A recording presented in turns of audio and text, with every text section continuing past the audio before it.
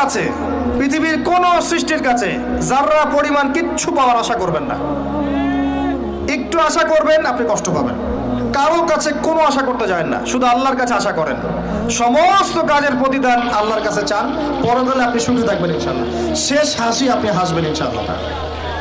এছাড়া আমি কোনো সলিউশন দেখি না ভাই। আমি কলিজা থেকে কথাগুলো বললাম আপনাকে, আর যে কথা কলিজা থেকে বের হয় সেই কথা আপনার কলিজার মধ্যে আঘাত করবেন। সব কাজ শুধু আল্লাহর জন্য করেন, কেউ আপনার আপন না। আল্লাহ ছাড়া কেউ আপনার আপন নয়।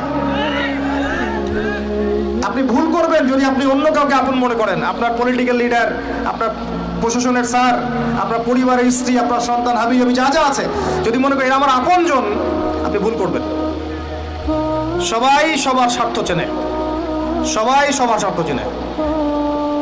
শুধু আল্লাহ আপনাকে নিঃস্বার্থভাবে ভালোবাসেন, আল্লাহ পাক স্বার্থ চান না।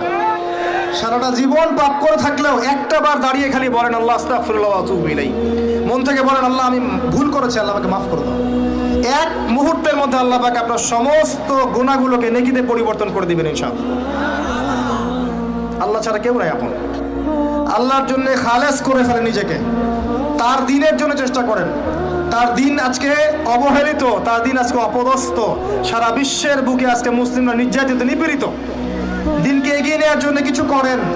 আপনার ক্ষুদ্র ক্ষুদ্র প্রচেষ্টা ইনশাআল্লাহ আগামী দিন ইসলামের বড় বিজয় নিয়ে আসবে। দিনের জন্য খালেস করে ফেলেন নিজেকে।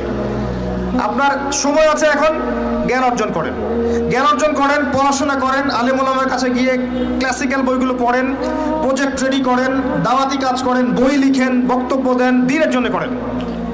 আপনাকে আপনার দুনিয়া আল্লাহ গুছিয়ে দিবেন ইনশাআল্লাহ।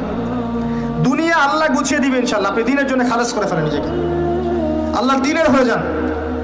এবং দুনিয়া যে কাজগুলো করবেন শুধু আল্লাহ সন্তুষ্টির জন্য করবেন, কারো কাছে কিচ্ছু পাওয়ার আশা করবেন না। দেখবেন ইনশাআল্লাহ আপনি সুখে থাকবেন। একটা পর্যায়ে গিয়ে নূহ আলাইহিস সালামকে বলতে হয়েছে রব্বি আন্নী মাগলুবুন ফান্তাসির। আল্লাহ 950 বছর দাওয়াত দিলাম, মানুষ কথা শোনে না, মানুষ শুনেই না। 950 বছর দাওয়াত দিলাম, আল্লাহ আমার পরিবারের লোকও কথা শোনে না। আল্লাহ আমি পরাজিত, তুমি ওকে সাহায্য করো। একটা পর্যায়ে গিয়ে লূত আলাইহিস সালামকেও তার স্ত্রী সন্তান ছেড়ে চলে যেতে হলো। একটা পর্যায়ে গিয়ে ইব্রাহিম আলাইহিস সালামকে তার বাবাকে ছেড়ে চলে যেতে হলো।